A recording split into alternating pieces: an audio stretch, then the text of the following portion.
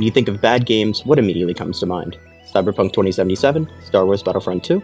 Maybe even No Man's Sky. What if I told you that a game that was received worse than all of these games has become one of the best aging games of all time? Today I present you Sonic Unleashed.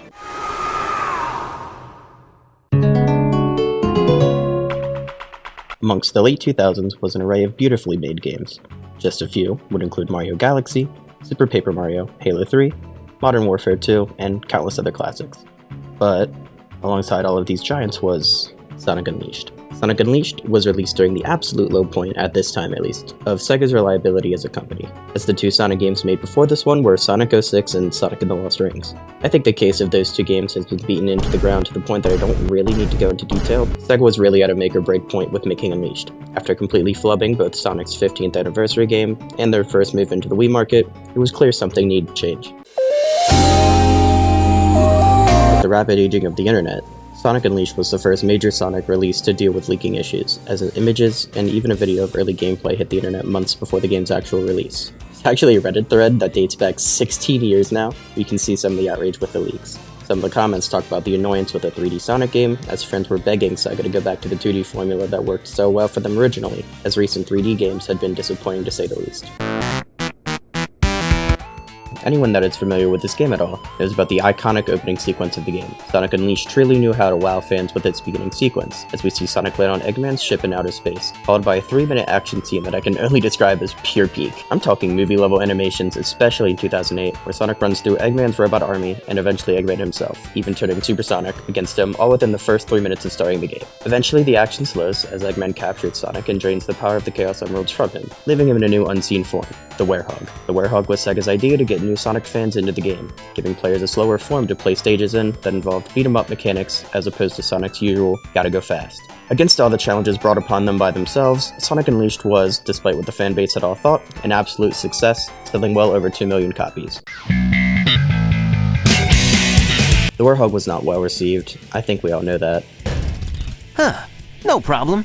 But the game in its entirety was not completely hated. The daytime Sonic stages were praised for everything from its combat, to stage production and length, and of course, introducing the new boost era of Sonic games. The speed in which you could move through the levels was unheard of, and yet, it was still easy to enjoy the beauty of levels despite moving quicker than we had ever before. On the other side of the coin was the Werehog stages. Now, I originally planned to save all of my personal opinions and experiences of the game until the end, but I feel the need to speak on this specific part early. I did not hate the Werehog stages.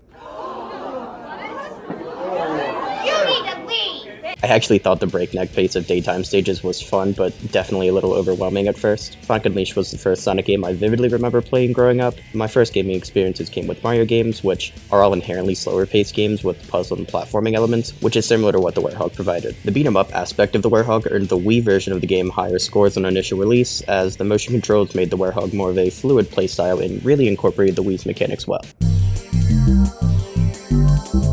Sonic Unleashed came out right during the change of generations of consoles. While the Wii was still Nintendo's bread maker as a home console, the other two battling console companies had just released a new console each, the PlayStation 3 and the Xbox 360. Sonic Team had been developing the Hedgehog engine for 3 years, leading up to this game's release and, of course, a new generation of console. This engine could create and run extremely high-quality graphics and debuted with the Xbox 360 and PlayStation 3 versions of Sonic Unleashed, while the Wii and PS2 variants would not run on this engine. The game that was released for the Wii and PlayStation 2 used an older game engine, as these consoles were not built for high-quality graphics in the year of 2008, as these consoles were already multiple years old. In this game, the same opening cinematic plays, but once that is over, the games go largely separate ways. Firstly, and easily the largest change, is the hub world. On the Wii version, you choose the levels and location through a level select screen on an interactive map of Earth. This takes away a big chunk of the game in comparison to the 360 version. Critics found this to be exceptional design on initial release, as they found the hub world of the 360 version boring. The differences do not stop there, though. Sonic Unleashed was meant to be a pretty big game, so lots of stages were stripped of areas to fit the limitations of the Wii and PS2 version. Stages were shorter, especially the Werehog stages, as they were intentionally designed to be longer, which explains the scores for the Wii version actually being higher initially, because shocker, Sonic fans didn't like the new ideas being thrown about. The overall difficulty of the game also falls a lot since stages are shorter. The infamous Eggman Land is child's play compared to the 360 version of the game.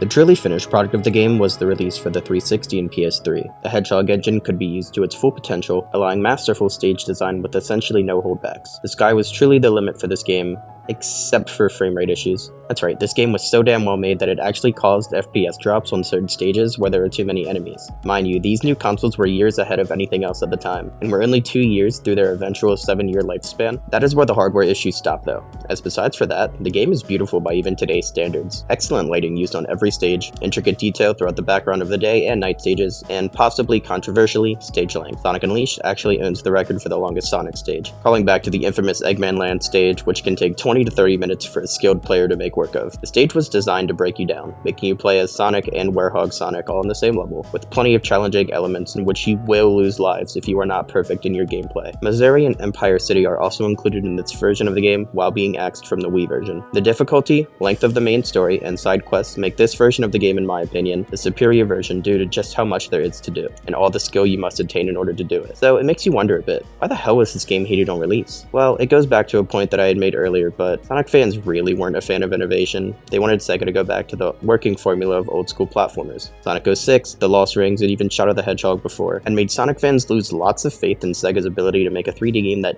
didn't suck. And to be fair, I'd have felt the same way seeing how those 3 games panned out. But it's like the people didn't even give Unleashed the chance to be itself. This game was not like the few that preceded it, but fans were quick to give it that title without experiencing the game firsthand. This game was exactly what fans did not want. A 3D game with minimal platforming segments as Sonic could have been the final nail in the coffin for Sonic as a series, and yet, it wasn't.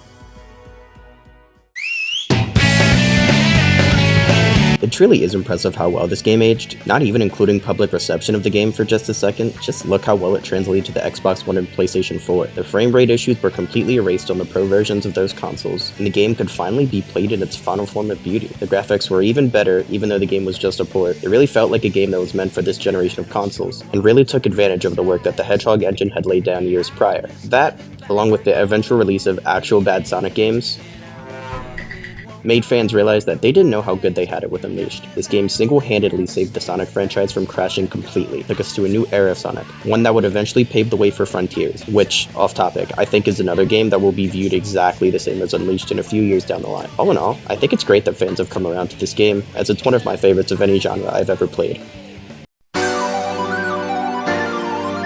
As a kid, I didn't really have the video game experience to critique a game, so I enjoyed Sonic Unleashed for what it was to me. Fun. I enjoyed beating ass with the Werehog, and I enjoyed running through enemies with Sonic. I enjoyed the Supersonic fight at the end, no matter how much pain it brought me over the years. And years down the line, I revisited it for the first time, buying it for my Xbox 360, and finally conquering the one game that beat me down for so long, all while enjoying all the things that weren't available in the Wii version for me. And so, I am thankful more and more every day that this game gets the flowers I believe it's deserved for a long time. It may be overdue, but it kind of heals a part of my inner child, if that makes sense. Anyways, that's all I've got for this game as of now.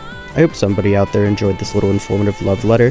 Such an important game to me, as much as I did writing and speaking on it. I plan on uploading similar videos to this one in the future, so feel free to subscribe as I will have a new video out on another game or piece of media I enjoy soon. Much love, and take care.